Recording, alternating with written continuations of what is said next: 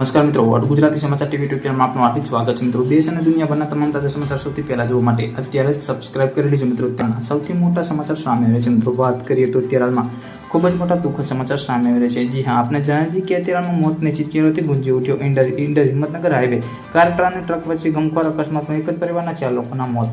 મળતી માહિતી મુજબ આપણે જણાવી દઈએ કે અત્યારે હાલમાં ગુજરાતમાં છેલ્લા ઘણા સમયથી અકસ્માતની ઘટનાઓ સામે આવી રહી છે મિત્રો। જેમાં ખાસ કરીને રોડ અકસ્માતના મામલાઓ દિવસે ને દિવસે વધી રહ્યા છે।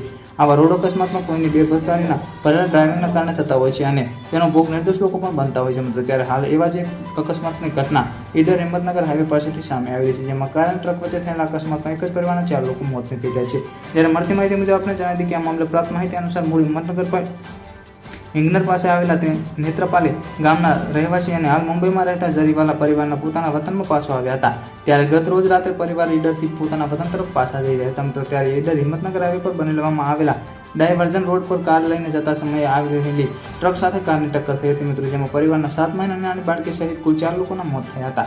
મળતી માહિતી મુજબ આપણે જણાવી કે સ્થાનિક લોકોમાં જણાવ્યા અનુસાર રોડનું કામ છેલ્લા ઘણા સમયથી ચાલી રહ્યું હતું। તે ખૂબ જ ધીમી ગતિએ ચાલી રહ્યું હતું હોવાને કારણે વારંવાર અહીંયા અકસ્માત સર્જાતા હતા મિત્રો। આ અકસ્માત બાદ નેત્રપાલી ગામના લોકોમાં પણ શોકનો માહોલ છવાઈ ગયો છે। આ મામલે દાદર પોલીસ સ્ટેશનની ટીમ ઘટના સ્થળે પહોંચી અને મૃતદેહોને પોસ્ટમોર્ટમ માટે સિવિલ હોસ્પિટલમાં દાખલ કરવામાં આવ્યા હતા।